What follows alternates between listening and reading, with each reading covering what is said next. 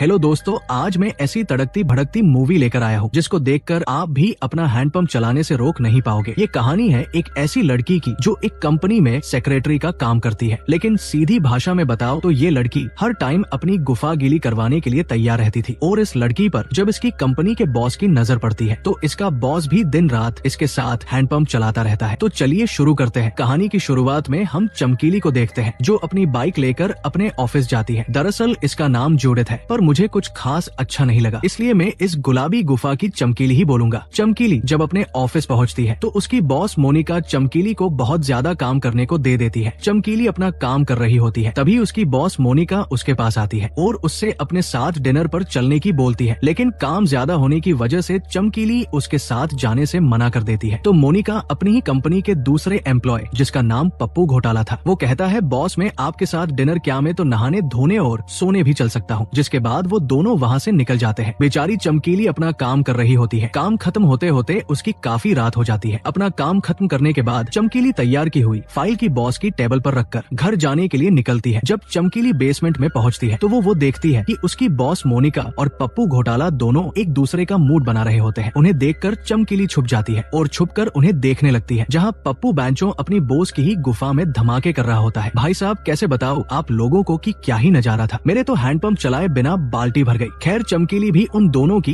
एक जिस्म दो जान होते हुए देख रही थी, जिससे उसकी गुफा में भी हलचल होने लगती है और वो बहुत ज्यादा गर्म हो जाती है। इसलिए वो जल्दी से घर आकर अपने अंदर के ज्वालामुखी को शांत करती है। अगले दिन वापस चमकीली अपने ऑफिस जाती है, जहाँ वो एक लिफ्ट की हेल्प से ऊपर जाने लगती है, पर लिफ्ट में काफी ज्यादा लोग होते हैं। धीरे धीरे जब लिफ्ट के सारे लोग अपने अपने फ्लोर पर उतर जाते हैं तो चमकीली को लिफ्ट में एक स्मार्ट और बड़े हैंडपंप वाला लड़का दिखाई देता है, जो देखने में एकदम जॉनी सेंस जैसा लग रहा था। ये दोनों जब लिफ्ट में होते हैं तो अचानक से लिफ्ट खराब हो जाती है, जिससे ये दोनों थोड़ा घबरा जाते हैं और फाइनली ये एक दूसरे से बात करने लगते हैं। तो ये लड़का चमकीली से पूछता है कि क्या तुम ठीक हो? तो चमकीली उससे कहती है कि मुझे ज्यादा देर तक लिफ्ट में रहना पसंद नहीं है, मुझे जल्दी से यहाँ से निकलना है। और चमकीली घबराने लगती है, जिससे वो लड़का उसके पास आकर चमकीली को शांत करता है और एक प्यार सा किस भी करता है, जिससे इन दोनों को काफी अच्छा फील होता है। तभी लिफ्ट ऑन हो जाती है और वो अपने ऑफिस के बाहर पहुँच जाते हैं, जहाँ चमकीली की बॉस मोनिका उस लड़के को बॉस कहकर बुलाती है। ये देखकर चमकीली को शौक लगता है, क्योंकि एरिक इसी कंपनी का मालिक था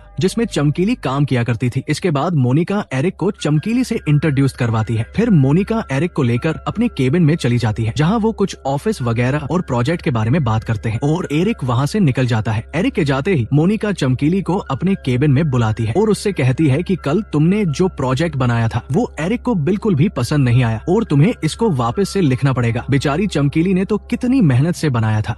मोनिका उसे वापस से न्यू प्रोजेक्ट बनाने को कहती है, वो भी आज ही। इसके बाद हम देखते हैं कि रात को चमकीली इसी तरह अपने प्रोजेक्ट को पूरा कर लेती है और घर जाने वाली होती है। तभी उसे ऑफिस में कुछ आवाजें सुनाई देती है, जैसे कोई ऑफिस में मजे कर रहा हो। जब चमकीली देखने जाती है तो वहाँ सच में उसकी बॉस मोनिका और पप्पू दोनों एक दूसरे का पानी निकाल रहे थे, जिन्हें देखकर चमकीली भी गर्म होने लगती है और ध्यान से इन दोनों की रासलीला देखती है। तभी एरिक चमकीली के पास आ जाता है और उससे कहता है कि क्या तुम्हें ये सब देखने में ही मजा आता है या तुम्हें कुछ करना भी आता है? लेकिन चमकीली इन बातों को कोई जवाब नहीं देती और एरिक से कहती है कि मैंने प्रोजेक्ट की फाइल तुम्हारी टेबल पर रख दी है और न बस जाने ही वाली थी। चमकीली जाने लगती है, लेकिन एरिक उसे रोक लेता है और वो चमकीली से बातें करने लगती है, जिससे चमकीली गर्म हो जाती है। एरिक साल चमकीली की जवानी देखकर पिघल चुका था, इसलिए वो चमकीली से कहता है कि कल मैं तुम्हारे घर लेने आऊंगा, हम डिनर पर चलने वाले हैं। चमकीली पहले तो मना कर देती है कि मैं अपने बॉस को डेट नहीं कर सकती, क्योंकि ये ऑफिस की गाइडलाइन के खिलाफ है, लेकिन एरिक उसे किसी तरह समझा लेता है तो चमकीली भी मान जाती है। अगले दिन चमकीली जब अपने घर होती है, जहाँ वो अपने बिल्ले के नुनू को सहला रही होती है, तभी उसके घर पर एरिक आता है। चमकीली जब गेट खोलकर देखती है तो वहाँ एरिक था, जो चमकीली से कहता है कि चलो जल्दी से तैयार हो जाओ, हमें डिनर के लिए चलना है। लेकिन चमकीली पहले तो उसके जाने से मना कर देती है, तो एरिक गुस्सा होकर वहाँ से जाने लगता है। तभी चमकीली कहती है ठीक है मैं तैयार हो रही हूँ, लेकिन मुझे तैयार होने में टाइम लगेगा। जिसके बाद एरिक उसके घर के बाहर इंतजार करने लगता है और इधर चमकीली अपने मुंह पर तरह तरह के पाउडर लगाने लगती है, जो हर कोई लड़की लगाती है ताकि लड़कों को अपने जंजाल में फंसा सके। चमकीली जब तक तैयार होकर नीचे आती है तब तक रात हो चुकी थी। फिर वो दोनों कार में बैठकर डिनर के लिए जाने लगते हैं, जहाँ चमकीली को एरिक की गाड़ी बहुत पसंद आती है और वो कहती है कि मैं हमेशा से ऐसी गाड़ी में बैठना चाहती थी। तो एरिक कहता है कि ये गाड़ी बहुत पावरफुल है, तुमसे संभाली नहीं जाएगी। तो चमकीली भी कहती है मैं हमेशा से ऐसी ही तो गाड़ी चाहती थी, मैं इसको संभाल क्या इसको दौड़ा भी सकती हूँ। तुम लोग समझ रहे हो ना कौन सी गाड़ी की बात कर रहे हैं दोनों। जिसके बाद ये दोनों डिनर के के लिए होटल में पहुंच जाते हैं। जहां पहुंचने के बाद चमकीली देखती है कि होटल के रूम में सब अपनी अपनी बंदी के साथ लगे पड़े थे। इसके बाद ये दोनों साथ में डिनर करने लगते हैं, जहां एरिक ने जो खाना मंगवाया था वो खाना चमकीली को बहुत अच्छा लगता है। वैसे भी हर गरीब लड़की का सपना होता है। खाना खाते खाते एरिक चमकीली के पास आकर उसका माहौल बनाने लगता है और देखते ही देखते दोनों गर्म हो जाते हैं। फिर एरिक चमकीली को दो लड़कियों को दिखाता है जो आपस में एक दूसरे की गर्म करके ठंडा कर रही थी। उन्हें देखकर एरिक चमकीली से कहता है कि या तो हम इनकी देख सकते हैं या इनके साथ मिलकर हम भी गन्ने का जूस निकाल सकते हैं। चमकीली ऐसा माहौल देखकर काफी घबरा जाती है और गुस्सा होकर वहाँ से अपने घर आ जाती है। अगले दिन एरिक वापस से चमकीली के घर आता है ताकि वो उसे मना सके। घर आते ही एरिक चमकीली को जल्दी से तैयार होने के लिए कहता है तो चमकीली थोड़ी घबरा जाती है और उसको मना करने की सोचने लगती है। लेकिन जब वो अपने घर के बाहर एरिक की पोर्चेस कार को देखती है तो वो उसके साथ जाने के लिए मान जाती है और जल्दी से तैयार होकर वो एरिक की कार को ड्राइव करती है। इसके बाद वो पूरे दिन वो एरिक के साथ मौज मस्ती करती है। फिर ये दोनों रात को एरिक के घर जाते हैं, जहाँ चमकीली एरिक का घर देखकर काफी खुश होती है। तो एरिक बताता है कि ऐसी लाइफ जीने के लिए कीमत चुकानी पड़ती है। तो चमकीली पूछती है कि मुझे भी बता दो कि ऐसी कौन सी कीमत चुकानी पड़ती है। फिर एरिक चमकीली से पूछता है कि क्या तुम मेरे साथ छुपन छुपाई खेलना चाहोगी। तो चमकीली भी इसके लिए मान गई थी। फिर ये दोनों धीरे धीरे एक दूसरे को गर्म करने लगते हैं। एरिक माहौल बनाने के लिए चमकीली को रूम में लेकर जाता है और धीरे धीरे उसके तन को अपने तन से मिलाने लगता है। ये सब करते हुए का वो वीडियो भी बना रहे थे। अब कुछ करने के बाद ये दोनों एक साथ बैठकर उस वीडियो को देखने लगते हैं, जहाँ चमकीली को पता चलता है कि जब एरिक उसकी गुफा में धमाके कर रहा था तो उन दोनों के साथ वो एक और लड़की थी, जहाँ उसने चमकीली को गिला किया था। ये देखकर चमकीली को काफी ज्यादा गुस्सा आता है और वो एरिक के ऊपर गुस्सा होने लगती है। वो एरिक को अंट संट गालियां देने लगती है, बोलती है कि तुम जैसे ठरकी के साथ मुझे ये सब करना ही नहीं चाहिए था। चमकीली को गुस्सा इस बात से आया था कि वो बस एरिक से साथ मजे करना चाहती थी, लेकिन यहाँ एरिक ने अपनी एक और फ्रेंड लड़की को बुलाकर चमकीली के साथ मजे करवा दिए थे। इसलिए चमकीली जल्दी से वो से गुस्सा होकर वहाँ से चली जाती है। अगले दिन एरिक ऑफिस जाता है, जहाँ वो मोनिका से कुछ डिस्कस करता है। फिर मोनिका चमकीली को अपने केबिन में बुलाती है, जहाँ एरिक भी बैठा हुआ था। चमकीली एरिक की देखकर उस पर काफी गुस्सा हो रही थी। फिर मोनिका उसे बताती है कि उसकी एरिक के साथ प्रोजेक्ट के लिए मॉस्को जाना पड़ेगा, क्योंकि जो प्रोजेक्ट चमकीली ने लिखा था उसी के लिए उन्हें मॉस्को जाना था। और चमकीली इसके लिए एरिक को साफ साफ मना कर देती है और मोनिका के सामने ही वो एरिक पर गुस्सा होने लगती है। इसके बाद चमकीली जब अपने घर आती है तो वो देखती है कि उसका बिल्ला काफी बीमार है और वो मर चुका है। इस वजह से चमकीली उसकी याद में दुखी होती है। तभी उसके घर एरिक आता है, जो चमकीली को मनाने आया था। चमकीली भी दुखी थी, इसलिए वो एरिक को गले लगाकर रोने लगती है, यानी कि चमकीली ने एरिक को माफ कर दिया है। इसके बाद दोनों रात साथ ही गुजारते हैं। अगली सुबह एरिक चमकीली के लिए नाश्ता वगैरह बनाता है। चमकीली एरिक का ये बिहेवियर देखकर उसके साथ मॉस्को जाने के लिए तैयार हो जाती है, लेकिन वो एक शर्त रखती है कि मैं वहाँ जाकर तुम्हारे साथ कुछ भी नहीं करूंगी, तुम मेरे साथ कुछ करोगे। तो एरिक भी इसे मान लेता है और फिर ये निकल जाते हैं मॉस्को के लिए। मॉस्को पहुँचने के बाद चमकीली अपना रूम देखकर काफी खुश होती है। अगले दिन चमकीली मीटिंग में जाने के लिए तैयार होकर होटल से बाहर आती है, जहाँ एरिक चमकीली को अपनी सेक्रेटरी अमांडा से मिलवाता है। चमकीली अमांडा और एरिक की एक साथ देखकर काफी जलस फील करती है। इसके बाद तीनों एक साथ मीटिंग में जाते हैं, जहाँ एरिक अपने कंपनी के बोर्ड मेंबर के साथ मीटिंग करता है। लेकिन यहाँ भी एरिक चमकीली को मैसेज कर रहा था, पर चमकीली उसके मैसेज को इग्नोर मार देती है, जिससे एरिक बीच मीटिंग में ही सभी को वहाँ से जाने की बोलता है, क्योंकि उसकी अकेले में चमकीली से बात करनी थी। ये सुनकर सभी लोग बाहर चले जाते हैं। फिर एरिक चमकीली के पास जाकर उससे पूछता है कि बेबी आखिर तुम गुस्सा क्यों हो? मैंने तुम्हारा खाता भी तो नहीं खोला जो तुम इतनी ज्यादा गुस्सा हो रही हो। तो चमकीली गुस्सा होते हुए बताती है कि मैं यहाँ आई हूँ तो काम से, लेकिन तुम तो तुम्हारी सेक्रेटरी के साथ काफी खुश लग रहे थे, फिर मुझे क्या ये जक मारने के लिए लाए हो क्या? पर एरिक इन सब का कोई लोड नहीं लेता और ये दोनों ऑफिस के अंदर ही एक दूसरे को गर्म करने लगते हैं। भाई साहब क्या सीन चल रहा है ये? एरिक पूरे जोश के साथ चमकीली को अपने गन्ने का जूस पिलाने लगता है। चमकीली का खेत गिला होने ही वाला था कि तभी सारे मीटिंग मेंबर अंदर आ जाते हैं और वापस से सभी अपनी मीटिंग स्टार्ट कर देते हैं। अगले सीन में हम देखते हैं कि एरिक चमकीली को अपने साथ एक 5 स्टार ओयो में लेकर जाता है, जहाँ वो हर तरीके से चमकीली को हरा भरा कर सके और वो सबके सामने ही आने हाथों से चमकीली की गुफा को साफ करने लगता है। मूड बनने के बाद दोनों रूम में जाकर एक जिस्म दो जान बन जाते हैं। जब उनका कार्यक्रम खत्म हो जाता है तब अचानक एरिक चमकीली को छोड़कर चला जाता है। दूसरे दिन एरिक चमकीली के पास आकर उसको छुट्टियों पर जाने की कहता है और उसे बताता है कि अब से अमांडा ही सारा काम संभालेगी। ये सुनकर चमकीली को बहुत बुरा लगता है, क्योंकि उसे लग रहा था कि रात को जो हुआ वो सब होने के बाद तो उसका प्रमोशन होना चाहिए था, लेकिन यहाँ तो सब उल्टा हो गया। इसके बाद एरिक सीधे वहाँ से अपने डेट के पास जाती है, यानी कि अपने घर आ जाती है। यहाँ आने के बाद तो साला चमकीली और ज्यादा हॉट लग रही थी। मन तो ऐसा कर रहा है जैसे मैं भी इसके साथ जाकर मोच काट लूं, लेकिन अपनी किस्मत ऐसी कहा। खैर चमकीली अपने घर आकर काफी ज्यादा एंजॉय करती है। चमकीली जब एक पार्टी में जाती है तो उसको वहाँ एक लड़का पसंद आ जाता है, जिसको देखते ही वो साइड ने ले जाकर उसके साथ भी मजे कर लेती है। बैंचो ये चल क्या रहा है, जो मिल रहा है उसके साथ ही मौज मस्ती कर लो। अगले दिन चमकीली अपने डेट के साथ होती है, तभी वो एरिक भी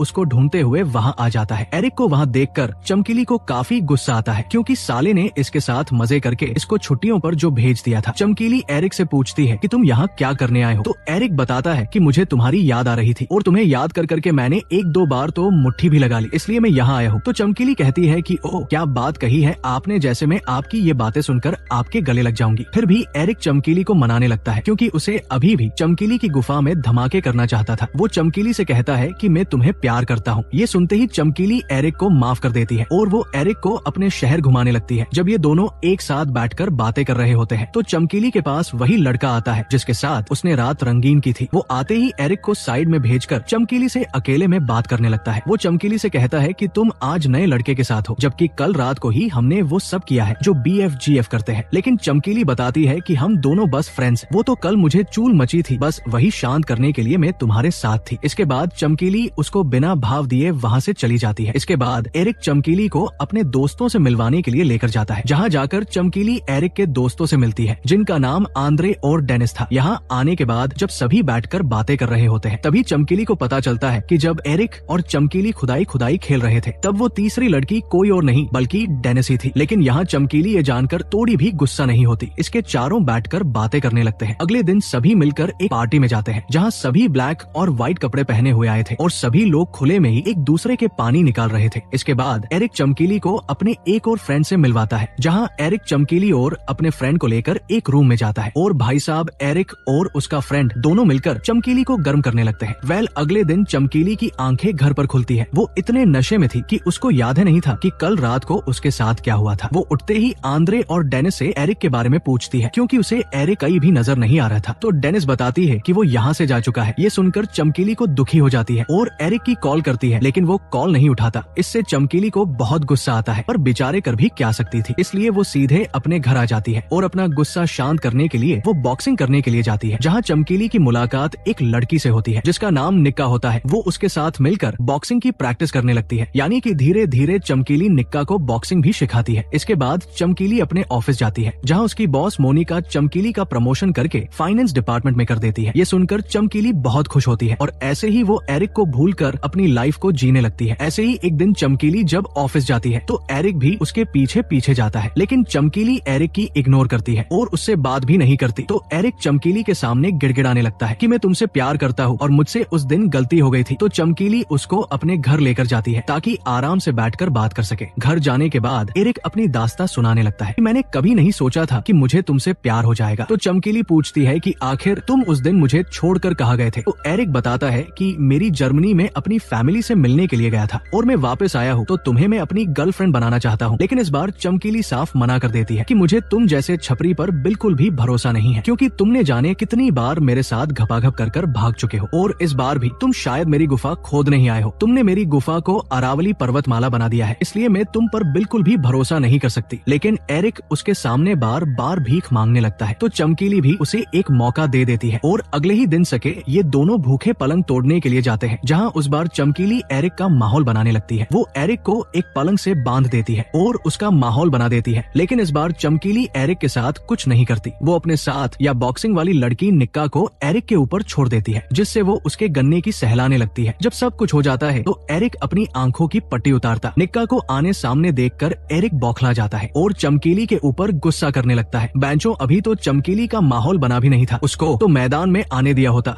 एरिक चमकीली को छोड़कर वहाँ से चला जाता है। अगले दिन चमकीली को पता चलता है कि जिस निक्का को वो लेके आई थी, दरअसल वो पहले से ही एरिक की GF थी। ये जानकर चमकीली हमेशा के लिए एरिक से ब्रेकअप कर लेती है और उसकी कंपनी को भी छोड़कर वापस अपने डेड के पास आ जाती है, जहाँ वो अच्छे से अपनी लाइफ को एंजॉय करने लगती है। इस मूवी का सार ये निकला कि इसमें एरिक ने दबाकर चमकीली के भोलेपन का फायदा उठाया और दिन रात उसकी गुफा में धमाके किए और लास्ट में उसको छोड़कर ही चला गया। तो लड़कियों, आपसे एक ही रिक्वेस्ट है कि अपनी लाइफ में जो भी करो जरा सोच समझ कर किया करो। तो इसी के साथ ये मूवी होती है एंड मिलते हैं नेक्स्ट वीडियो में। Thanks for watching.